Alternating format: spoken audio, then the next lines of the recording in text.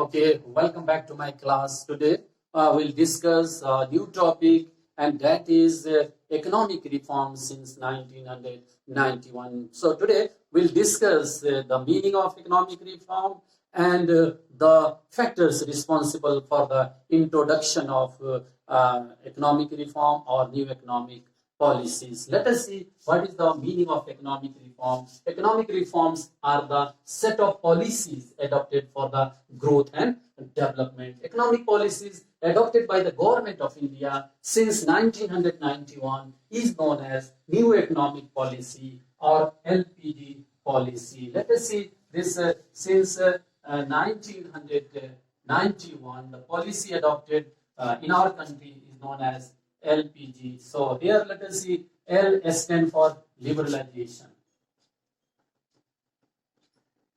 This P stands for privatization. And G stands for globalization. So let us see this new economic policy is also known as the policy of liberalization, the policy of privatization, and the policy of globalization. We'll discuss the meaning and features of liberalization, privatization, and globalization in detail. And let us see, before 1991, we can say the policy adopted in our country, we can say it was LQP. So L stands for license. So the policy adopted in our country before independence, before 1991 was the license system. So license system was existing in our country. No industrial units were allowed to operate in our country without getting the license from the government. So industrial the industrial developments were being regulated by the strict licensing system in our country. Not only the license, there was the quota system. This quota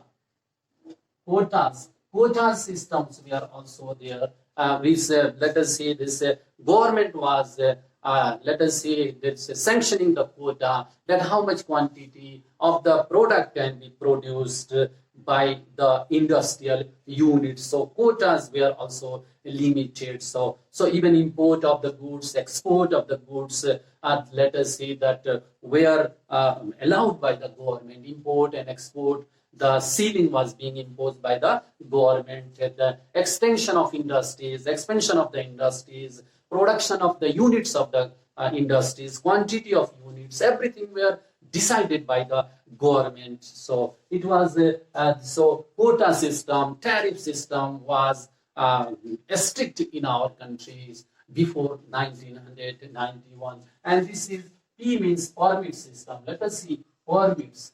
Permits was very strict. Without permits, let us see the industrial units, they were not functioning. So this system before 1991, the economic system existing in our country, we can say it was LQP policy. L for licensing. License, it means there was a strict license system existing in our country, and sometime it was called the license system was existing in our country. So without licenses, let us say no industrial units were allowed to function in our country. So this quota system, permit system, tariff system, license system, these were becoming hurdles into the development of the industries, development of the country. So apart from this, let us see, so many other factors were responsible for the introduction of new economic policies. So next thing, let us see, is the factor responsible for economic reform. So factors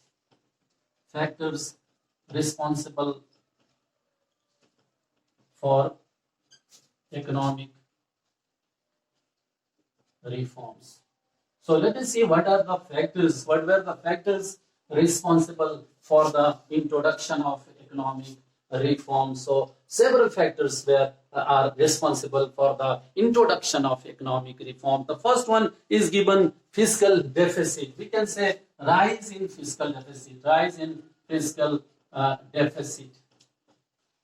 So fiscal deficit, you are knowing, let us see, we are knowing that fiscal deficit is the difference between the total expenditure and total receipt except borrowing. It means, let us see, this total expenditure minus total receipt except borrowing. We can say except borrowing. So what happened in our country? The total expenditure, total expenditure of the government, whether the developmental expenditure, non-developmental expenditure, non-plan expenditures, they were more than the total receipt of the government. So whenever the expenditure is more than the total receipt of the government, then government was going for the borrowing. So this fiscal deficit is equal to borrowing. So what was happening in our country? The borrowing burden was increasing. The government was bound to borrow the funds from the international agencies, from the foreign countries, even from the domestic borrowings. So domestic borrowings as well as the borrowing from the foreign countries, it was increasing in our country, and day by day the burden of the interest payments and the burden of the repayment of the loans was increasing in our country. So because of this burden, this government was also compelled to introduce the new economic policy in the year 1991. And other, let us see, this second factor responsible for the introduction of new economic policy was adverse balance of payment. Adverse balance of payments. So balance of payments, we have already discussed earlier. Balance of payment is the systematic record of all economic transactions such as import and export of goods, import and export of services, and unilaterals as well as the assets. So let us see this balance of payments in our country, the inflow and outflow. We are knowing outflow of our country, we can say the debit of our country, the outflow of the resources were more than the inflow of resources. It means our debit was more than our credit. We were receiving less of the foreign exchange and we were making more of the foreign exchange, and that is why our this balance of payment was going into the deficit. There was a deficit balance of payment in our country. There was a deficit, there was a deficit into the balance of payment. There was deficit into the trade balance also. Our import was more than our export. We were importing more. It means the outflow of the foreign exchange was more than the inflow of the foreign exchange. And it means, let us see, there was an unfavorable balance of payment in our country. There was the unfavorable trade balance in our country, and because of that, let us say, government of India was bound to borrow the funds from the foreign countries. So this is the second. We can say there was adverse balance of payment. There was an unfavorable balance of payment in our country. This was another causes for the introduction of new economic policy. And the third one is given is the, let us see, fall in foreign exchange reserves. So fall in foreign exchange reserve. Fall in the foreign exchange reserve. Foreign exchange reserves. So foreign exchange means foreign currencies. We are knowing the foreign exchange is needed in order to import the capital goods, import the petroleum products, import the technologies from the foreign countries, import the defense products, import the arms and munitions from the foreign countries. So foreign exchange is needed. And so government used to keep, the Reserve Bank of India used to keep reserve of the foreign exchange, reserve of the foreign currencies, and that reserve can be used in order to import the petrol and petroleum products as well as some other capital goods and technologies from the foreign countries. But what was happening in our country? The foreign exchange was depleting, it was reducing, and the situation of our country was that India was having the reserve of foreign exchange to meet their expenses only for 2 weeks, only for fortnight. So the Indian foreign exchange reserves declined to a limit that India was not in a position to make the payments of the import of the petrol and foreign foreign goods more than 2 weeks. So this was the position of our country in the year 1991, and this compelled our country to bring change into the industrial policy, bring change into the policy of our country. Another is given poor performance of public sector undertaking. Poor performance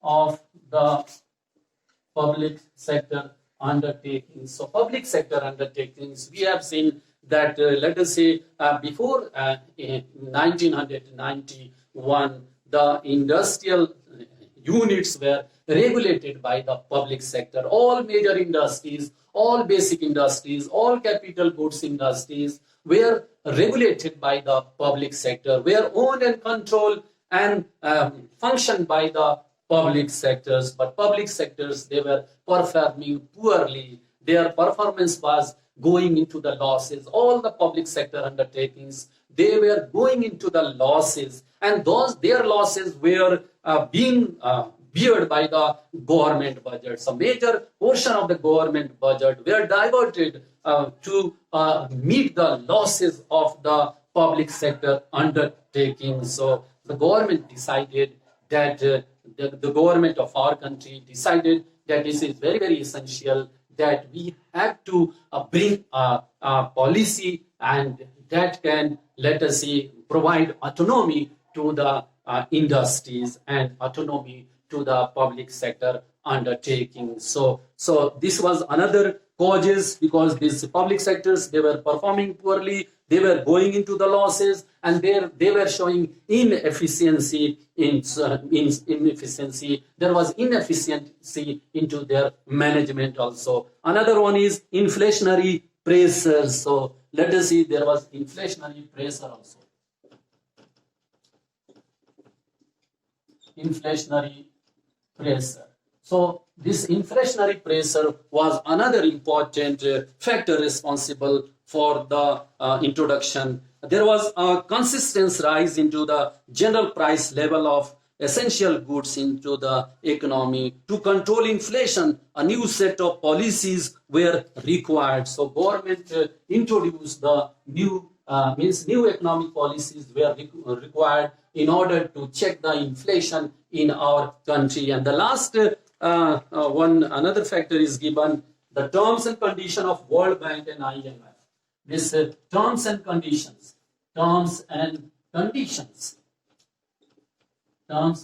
conditions of World Bank and IMF. World Bank and IMF, International Monetary Fund. So let us see this. We have already seen that government of India was not having the stock of the reserve of the foreign exchange, that India was having the reserve of foreign exchange to meet the payment only for 2 weeks. So certainly, let us see, government of India made the request to the World Bank, made request to the International Monetary Funds in order to get the loan. So let us see, World Bank and International Monetary Funds, they agreed to give the $7 billion loan to the government of India, but on the basis of certain conditions. They put the condition that we can give you loans only